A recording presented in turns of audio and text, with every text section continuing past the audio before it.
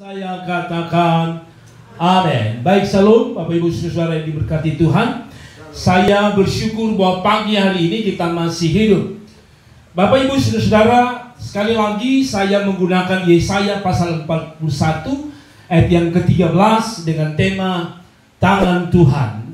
Bapak Ibu, sekali lagi Yesaya pasal 41 ayat yang ke-13, tangan Tuhan part 1. Minggu depan kita akan masuk pada part 2 mengenai tangan Tuhan, atau tema kita tangan Tuhan. Yesaya 41 ayat yang ke-13 kita akan baca bersama-sama.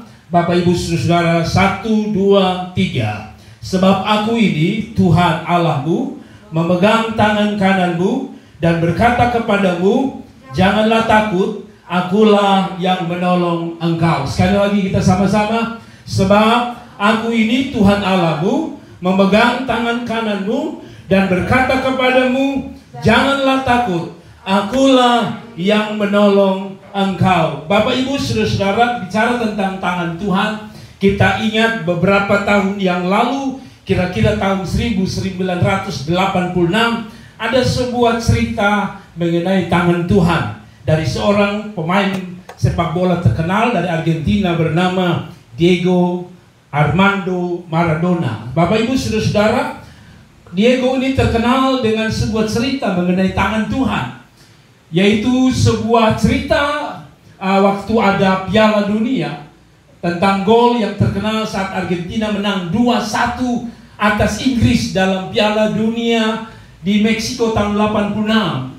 Sebuah kontroversial karena pada akhirnya Diego Maradona tanpa sadar dia bercerita kepada seorang wartawan, dan akhirnya kita tahu bahwa Diego mengakui bahwa gol pada waktu itu, pada tahun 86 dalam Piala Dunia di Meksiko itu, dia menggunakan tangan. Jadi pada waktu dia mau kopeng atau dia menggunakan kepala untuk memasukkan bola ke gawang ke atas Inggris, dia menggunakan tangannya karena dia pendek. Jadi waktu dia mau membuat gol itu, saudara-saudara, ternyata karena kepalanya tidak sampai, bola masih di atas, dia menggunakan tangannya. Lalu dia mengatakan, ketika orang protes, orang mengatakan, itu tangan saudara. Tapi dia berkata, itu tangan Tuhan.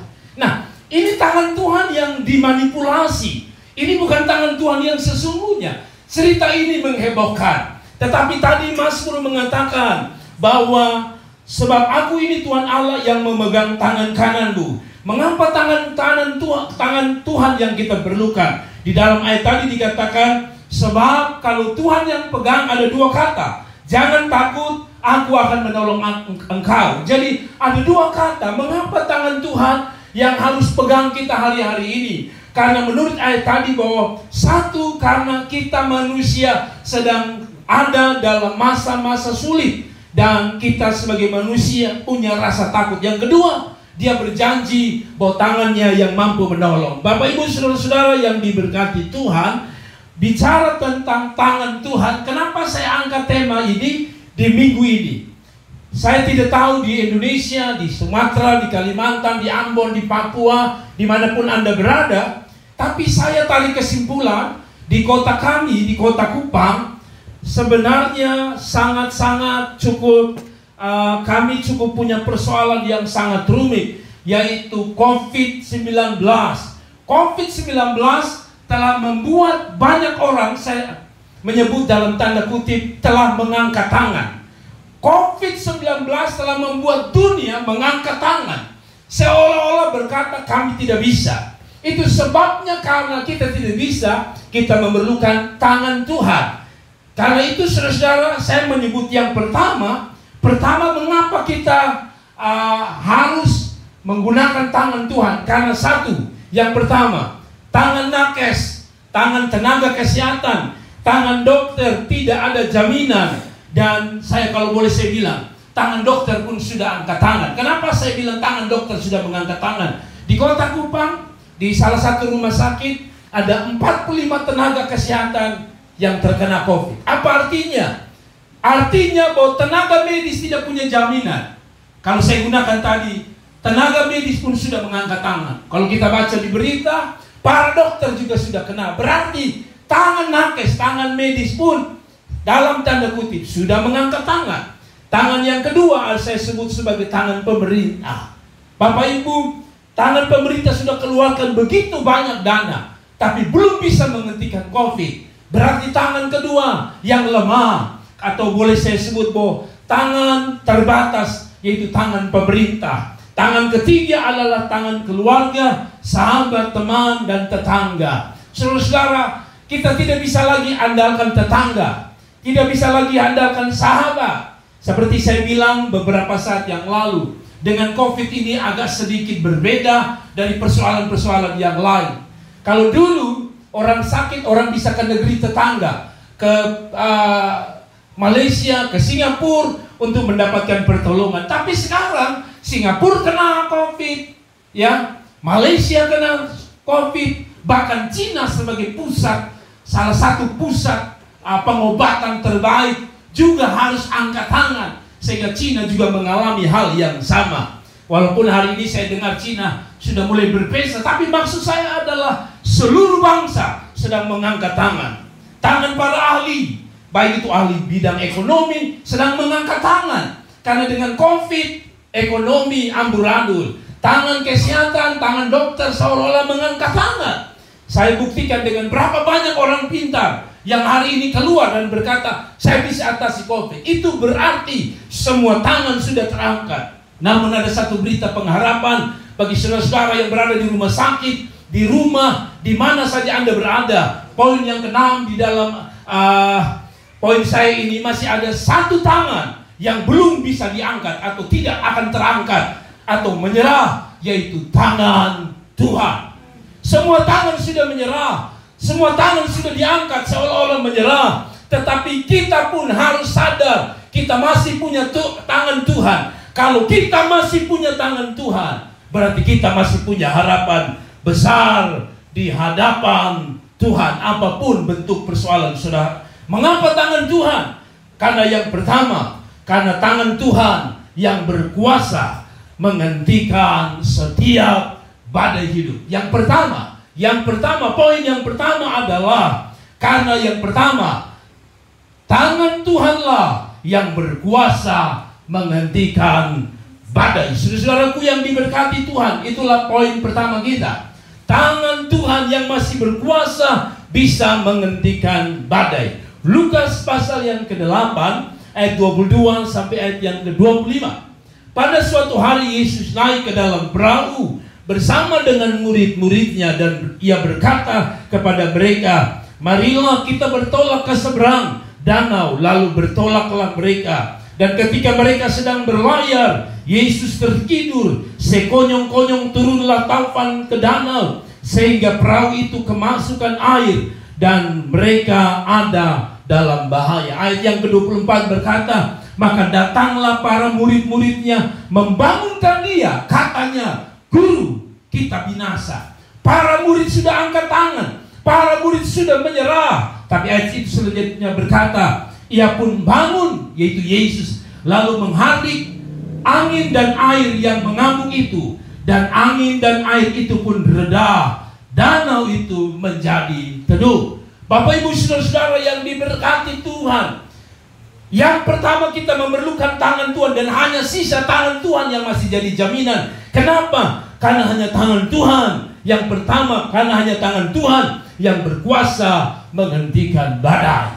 Kita tahu dalam teks Matius atau Lukas 8 ayat 22 sampai 25, para murid sedang dihantam gelombang badai yang luar biasa. Dan ketika itulah mereka, Yesus datang pada pagi atau pada hampir siang dan menghentikan badai itu. Saudaraku, hari-hari ini orang coba berusaha sekuat tenaga, sekuat yang bisa mereka lakukan hanya untuk menghentikan satu persoalan dunia, yaitu badai COVID. Tapi tidak ada satupun yang dapat menyelesaikannya. Apa artinya? Artinya bahwa hanya ada satu jaminan, masih satu jaminan, yaitu tangan Tuhan.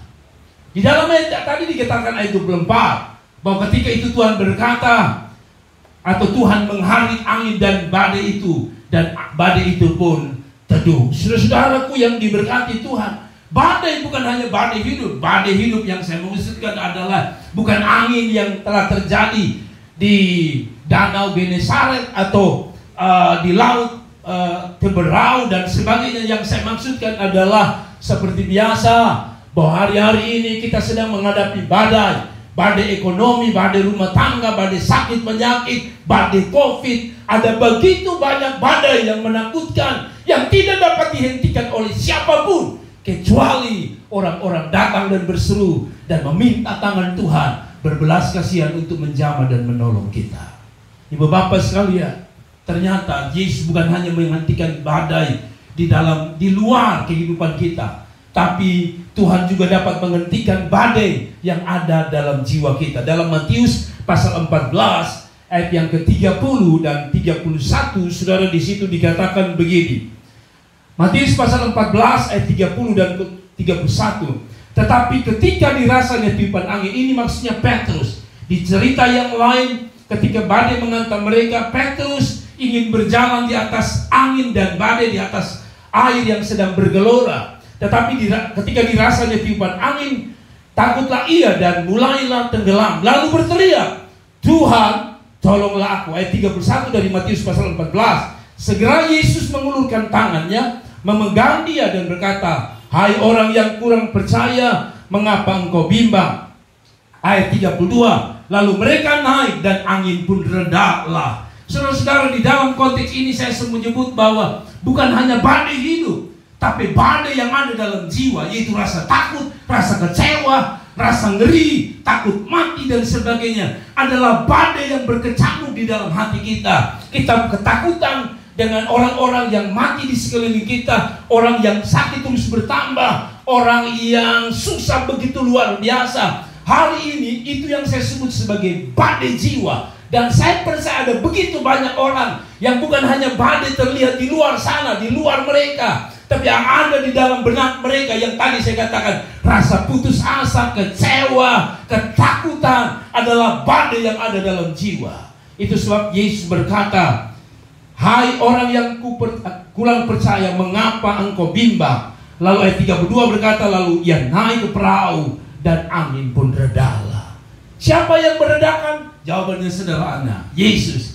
Hanya tangan Tuhan yang dapat menghentikan badai ini. COVID tidak bisa. Tidak ada satupun yang dapat berdiri dan menepuk dada dan berkata, saya bisa. Siapapun dia tidak bisa.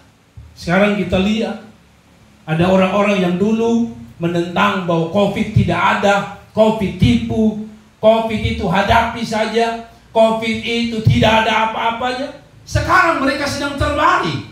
Saya kenal beberapa orang, bahkan beberapa pejabat yang menantang COVID, lalu berpikir bahwa COVID tidak ada apa-apanya. Sekarang mereka terbalik.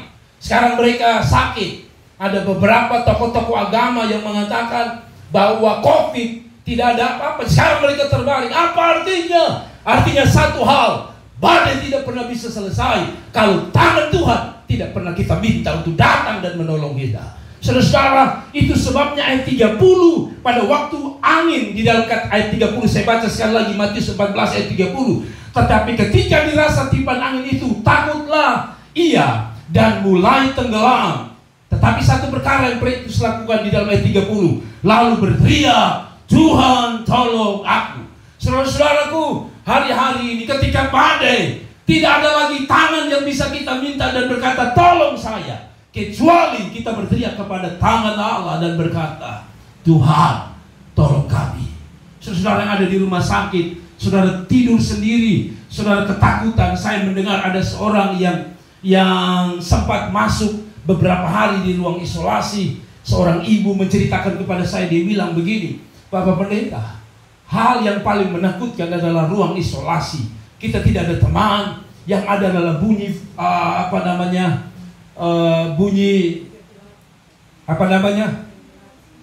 ventilator, alat untuk bernapas, mesin itu bunyi dan mereka tidak bisa tidur. Ada rasa takut yang mengerikan luar biasa. Tidak ada orang yang memberi kekuatan dan penghiburan, kecuali satu, dia bilang, saya berdoa dan minta tangan Tuhan. Dan akhirnya dia keluar. Saudaraku yang diberkati Tuhan, sekali lagi saya mau bilang kepada saudara yang ada mengikuti live streaming ini, saya yakin ada begitu banyak orang yang sedang ketakutan, kecewa sebagai badai hidup yang sedang ada dalam hidupmu. Vonis dokter juga bisa menjadi badai dalam hidupmu. Tapi saya mau bilang sama saudara, Petrus memanggil nama Tuhan, dan akhirnya tangan Tuhan itu turun dan menghentikan badai itu. Apapun badai saudara, apapun badai hidup saudara, tangan Tuhanlah yang masih tersisa untuk dapat menolong saudara. Saudara-saudaraku yang diberkati Tuhan, yang kedua, mengapa tangan Tuhan yang kita perlukan, saudara-saudaraku? Karena yang kedua, tangan Tuhanlah yang dapat memberkati kita. Hari-hari ini orang mengeluh, bagaimana usaha mulai turun. Beberapa toko harus ditutup karena bos, pimpinannya terkena COVID. Itu berarti pegawainya tidak bisa kerja. Itu berarti kalau pegawai tidak bisa kerja, pegawai tidak bisa makan. Dan kalau pegawai tidak bisa dapat gaji, dia bukannya tidak bisa makan, anak istri suami tidak bisa makan. Apa artinya? Ekonomi dan berkat seolah-olah susah di masa COVID. Tapi dengar baik-baik, masih ada tangan Tuhan yang berkuasa untuk memberkati saudara. Mazmur 37 ayat 5 jadi jaminan kita di tengah ekonomi yang tak pasti, di tengah persoalan yang tak pasti, di tengah kehidupan yang sangat sulit.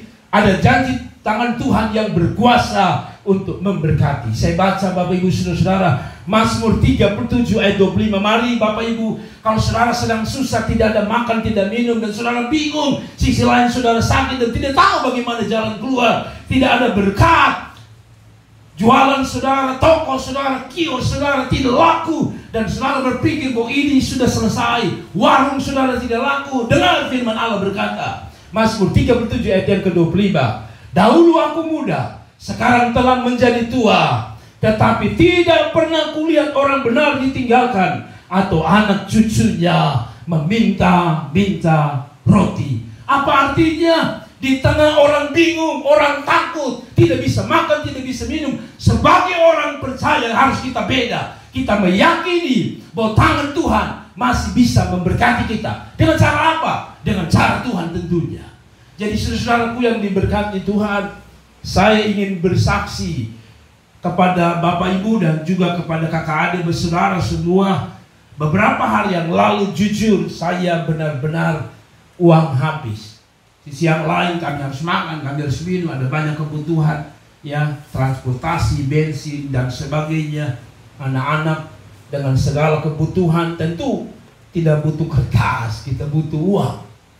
Beberapa hari yang lalu saya memang masih ada uang sedikit di bank untuk saya bisa ambil sebenarnya. Tapi satu pagi ketika saya dengan anak-anak mau angkat alat-alat dari gereja ke rumah untuk kami beribadah, hati saya seperti biasa.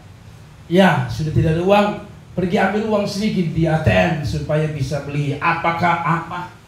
Tapi seperti Tuhan memberi saya pelajaran.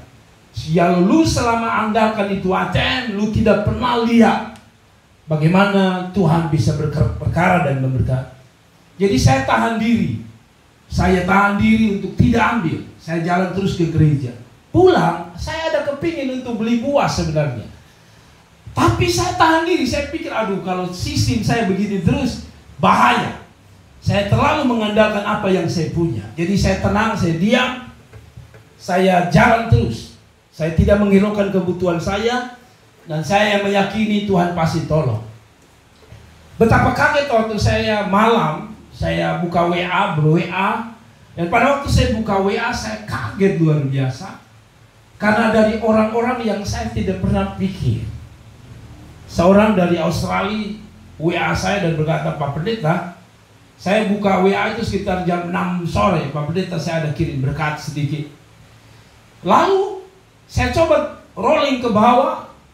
Ada seorang yang saya tahu dia sedang cukup bergumul dengan ekonominya.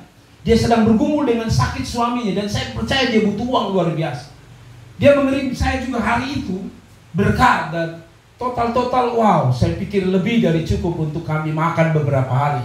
Dan saya tahu ini yang Alkitab bilang, bahwa jangan pernah takut dengan apapun yang kita makan, kita minum, kita pakai. Karena Alkitab berkata tadi Mazmur 37 ayat 25, dahulu aku muda, sekarang telah menjadi tua, tapi tidak pernah kulihat orang benar ditinggalkan atau anak cucunya meminta-minta. Hari ini saya tahu memang sulit, sangat sulit. Tapi mari kita bergantung penuh kepada Tuhan. Karena kepada Tuhanlah dan tangan Tuhanlah yang masih mampu memberkati kita. Kita masih ingat di dalam cerita Matius pasal 14 ayat 13 sampai 21, cerita mengenai 5 roti dan 2 ikan. Bapak Ibu Saudara-saudara, yang menarik dari cerita itu adalah ternyata roti itu adalah milik dari seorang anak. Roti itu bukan hanya tidak cukup memberi makan 5.000 orang, tapi roti itu tidak cukup juga mungkin memberi makan untuk seorang remaja. Karena makanan itu hanya untuk seorang anak. Itu sebabnya kalau kita baca dalam Matius pasal 14, mulai ayat yang ke-17, Bapak Ibu bisa lihat di layar, di sana dikatakan, jawab mereka, tidak ada pada kami di sini hanya 5 roti dan 2 ikan. Jawab mereka, yang ada pada kami di sini hanya 5 roti dan 2 ikan. Hanya berarti mereka bukan hanya tidak cukup. Itu berarti sebentar berkat ini akan habis. Kalau kita terjemahkan, ini di dapur sudah minyak habis, garam habis, sayur habis, beras habis, semua habis. Lalu Yesus berkata dalam ayat 18 dalam Matius pasal 14, bawalah kemari. Apa artinya? Di tengah kesulitan ini, ekonomi, makan, berkat kurang ini, yang perlu kita lakukan adalah seperti ayat 18, bawalah kemari kepadaku. Saudara, kenapa bawa kemari? Hanya tangan Tuhan pada saat itu yang bisa menolong, memberi makan 5.000 orang. Hari ini mungkin kita tidak 5.000 orang, tapi seorang bapak di belakang kita ada 5 orang. Siapa? Istri 1, 2, 3 orang anak, 5. Berarti kita persis dalam cerita ini. Kita tidak punya apa-apa, padahal di belakang kita ada 5 orang yang harus kita beri makan. Misalnya ada orang yang punya anak 3, ada yang punya 2, punya 1. Ada orang yang punya anak 9. Ada orang-orang yang menanti mereka di belakang. Tapi yakinlah, ketika engkau ada dalam kesusahan, khusus mengenai berkat, Alkitab bilang datanglah pada Tuhan. Tentu selain itu kita harus bekerja, tapi dalam konteks ini kita masih punya harapan bahwa tangan Tuhan masih bisa memberkati kita di tengah krisis. 5.000 orang memberi makan adalah sebuah krisis, tapi Tuhan Yesus sanggup. Ayat 19, lalu disuruhnya orang banyak itu duduk di rumput, dan setelah diambilnya 5 roti dan 2 ikan itu, Yesus menengadah ke langit dan mengucap berkat, lalu memecahkan roti itu dan memberikannya kepada murid-muridnya. Lalu murid-muridnya membagi-bagikannya kepada orang-orang banyak. Ayat yang ke-20, dan mereka semuanya makan sampai kenyang. Kemudian orang mengumpulkan potongan-potongan roti yang sisa, 12 bakul penuh. Yang ikut makan kira-kira 5.000 laki-laki, tidak termasuk perempuan dan anak-anak. Dari krisis, dari yang tadi dikatakan hanya 5 roti dan 2 ikan, bukan hanya bisa memberi makan 5.000 orang, tapi Alkitab mengatakan ada 12 bakul tersisa. Apa artinya?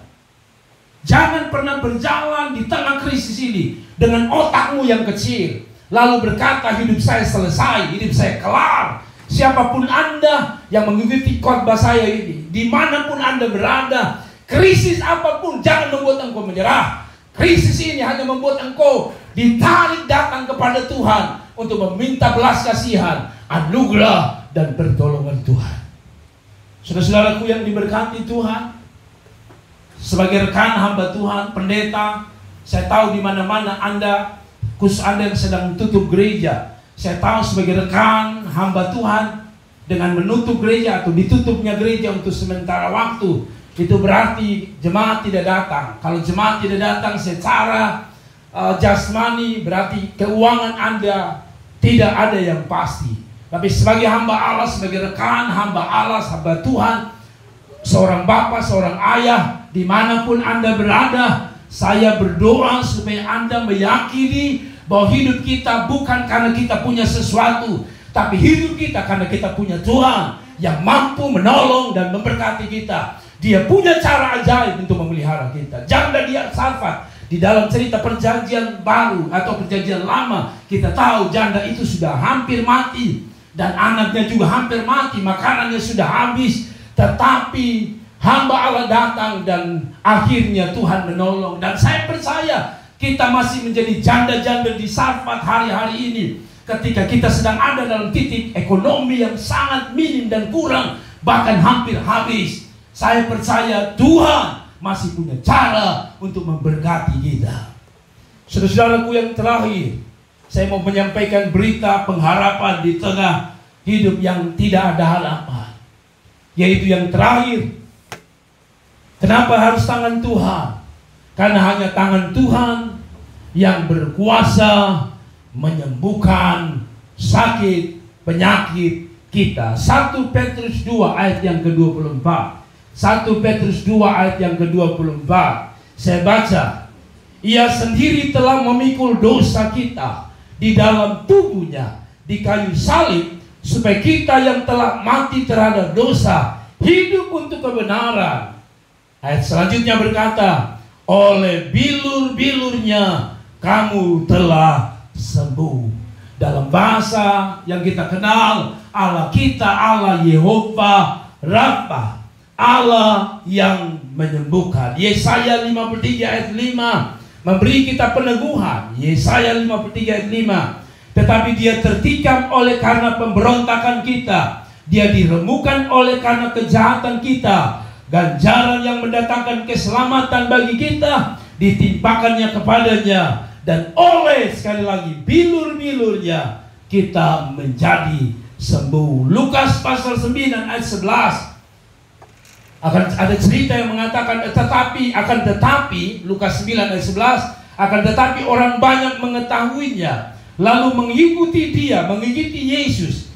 Ia menerima mereka dan berkata kepada mereka tentang kerajaan Allah, dan ia menyembuhkan orang-orang yang memerlukan penyembuhan. Saudara-saudara tahu bahwa tangan Tuhanlah yang hari ini yang menjadi jaminan untuk kita disembuhkan Tuhan. Saudara-saudara, di dalam Alkitab banyak orang mengalami tangan Tuhan. Yang pertama, Bartimeus. Bartimeus mengalami tangan Tuhan. Bartimeus buta, dan ketika Tuhan meletakkan tangan atas matanya, dia sembuh. Orang yang sakit di kolam Bethesda 38 tahun. Di dalam Yohanes pasal 5 ayat yang kelima kita dapati ada cerita mengenai seorang yang sakit 38 tahun di kolam Bethesda, dan hanya Yesus yang mampu memulihkan dia. 38 tahun. Saya mau kasih tahu kepada saudara-saudara yang sedang ada di rumah sakit. Saya mengalami sakit 2 minggu. Saya percaya ada orang yang saya dengar mengeluh kepada saya, Pak Pendeta, saya sudah 1 bulan. Ada orang yang mungkin sedang terbaring di ruang isolasi dan berkata, Pak Pendeta, saya hari ke-8, saya hari ke-14, saya hari ke-6. Saudara, ini dikatakan 38 tahun dia sakit, tapi di tangan Tuhan tidak ada perkara yang mustahil. Ada wanita pendarahan 12 tahun dalam Matius pasal 9 ayat 20. 12 tahun dia mengalami pendarahan, tapi ketika dia berjumpa tangan Tuhan Yesus, dia disembuhkan oleh Tuhan. Yang terakhir, orang-orang yang sedang terkena COVID, kalau kita baca bukan hanya orang mati, tapi berapa banyak orang disembuhkan Tuhan. Saya meyakini bahwa Allah masih berkarya. Allah masih mau menyembuhkan orang-orang sakit. Pertanyaannya sederhana. Saudara mungkin bertanya, Pak Pendeta, kalau Allah mampu menyembuhkan, kenapa ada orang mati karena COVID? Kalau Allah Maha Penyembuh, kenapa ada orang kena kanker dan mati? Saya mau bilang sama saudara bahwa jawaban saya sederhana. Karena ada rencana Tuhan. Tapi yang kedua, karena itu kedaulatan Tuhan. Maksud saya adalah begini, itu hanya cara Tuhan. Ada orang dipanggil lewat COVID, ada orang dipanggil lewat kanker, ada orang dipanggil lewat tumor, ada orang dipanggil lewat kecelakaan, ada orang yang dipanggil lagi tidur. Itu hanya cara Tuhan. COVID hanya cara Tuhan untuk memanggil saudara. Tetapi itu tidak berarti bahwa karena ada banyak orang yang mati karena COVID, ada banyak orang yang mati karena kanker, ada banyak orang yang mati karena penyakit, lalu Anda berpikir bahwa Allah sudah tidak akan menyembuhkan. No! Kalaupun mereka mati itu seizin Tuhan, karena mungkin itu jalan Tuhan untuk dia panggil. Tapi kita harus buka mata lebar-lebar bahwa orang bukan hanya kena COVID, tapi ada banyak orang yang bersaksi sembuh. Mari kita lihat datanya, bahwa Tuhan masih ada di balik penyembuhan-penyembuhan yang sedang terjadi. sekalipun itu berhubungan dengan COVID. Saudara-saudara, mari saya tunjukkan seorang bernama Mr. Zhao Zedong. Mr. Zhao Zedong. Kalau saudara lihat, Mr. Zhao Zedong adalah salah satu ilmuwan hebat Tiongkok. Beberapa hari yang lalu dia meninggal pada umur berapa tahun di sini? Pada umur 50-an ya, 53 tahun. Saudara-saudara, dia umur 53 tahun. Tapi dia menemukan vaksin yang kita kenal dengan vaksin Sinovac. Saudara-saudara, hari ini Indonesia menggunakan vaksin Sinovac. Dan salah satu penemunya adalah yang bernama Mr. Zhao Zedong. Mr. Zhao Zedong ini akhirnya meninggal bukan karena COVID, tapi karena dia kerja keras setiap malam. Dia harus kerja pagi, siang, malam, pagi, siang, selama 200 hari. Dan akhirnya lambungnya kumat dan dia harus meninggal. Tapi sebelum dia meninggal, dia menemukan yang namanya vaksin Sinovac. Saudara-saudara, dan setelah dia mati baru begitu banyak orang-orang di Cina heboh dan mengatakan terima kasih kepada Mr. Zhao Zedong ini. Mereka menangis kan ada seorang yang dipakai untuk bisa menemukan vaksin ini, dan kita tahu Cina tertolong. Dan hari ini Indonesia mulai tertolong satu persatu. Saya dengar mulai dari tenaga kesehatan mulai divaksin, presiden mulai divaksin, gubernur mulai divaksin. Apa artinya? Artinya begini, saudara. COVID memang tidak ada obatnya, tetapi saya mau bilang Tuhan penyembuh. Tuhan mungkin tidak menyembuhkan engkau langsung, tapi Tuhan sedang membangkitkan orang-orang seperti Mr. Zhao Zedong untuk tidak menyerah. Kalau orang-orang ini bisa dibangkitkan untuk menolong Anda, harusnya Anda meyakini masih ada tangan Tuhan yang masih mau menyembuhkan Anda. Manusia saja masih berusaha. Yang bernama Mr. Zhao Zedong, dia masih kerja keras. Kalau bisa ada orang disembuhkan, Allah lebih sanggup tolong kita. Tuhan lebih sanggup tolong saudara dan saya. Yang kedua, berita pengharapan bahwa kita masih bisa disembuhkan. Kenapa? Bukan hanya ada ahli yang telah menemukan vaksin, tapi mari kita lihat data. Data Kementerian Kesehatan 6 Februari 2021 jam 12.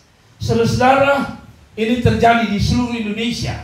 Menteri Kesehatan memberi kita data bahwa yang terkena dampak COVID 1.147.010 orang atau 10 jiwa. Itu yang kena 1 juta lebih, 1.100.000 lebih. Tapi perhatikan yang sembuh, 939.180. Apa artinya? Siapa yang ada di balik ini? Saya meyakini bukan hanya para ahli yang telah menyembuhkan mereka, tapi saya meyakini karena ada tangan Tuhan sehingga ada hampir 1 juta. Itu berarti hanya orang-orang sedikit sekali, kalau boleh saya bilang, hanya sedikit sekali orang yang tidak sembuh. Tadi saya bilang, karena mungkin itu saatnya Tuhan itu memanggil dia. Tapi intinya bahwa data masih memberi kita harapan bahwa bukan hanya tangan Tuhan, tapi data telah membuktikan bahwa COVID sekalipun masih bisa disembuhkan. Apa artinya? Maksud saya begini, memang ada orang mati tadi saya bilang karena kanker, karena tumor. Tapi berapa banyak orang juga masih berharap Tuhan dan akhirnya mereka dipulihkan dari kanker dan tumor. Mereka ada harapan. Dan saya percaya kalau Tuhan belum panggil kita, kita masih punya harapan untuk kesembuhan. Karena Allah kita, Yehova Rafa, Allah yang masih bekerja sampai hari ini untuk menyembuhkan saudara dan saya. Saya khotbah ini hanya untuk menguatkan saudara-saudara, karena saya tahu ada banyak orang yang sedang sakit, ada banyak orang yang sedang ketakutan, ada banyak orang yang sedang bersembunyi di balik COVID. Anda sakit, tapi karena Anda takut. Saya juga tidak tahu bagaimana tolong Anda, tapi kiranya berita ini bahwa Yesus masih siap menolong Anda.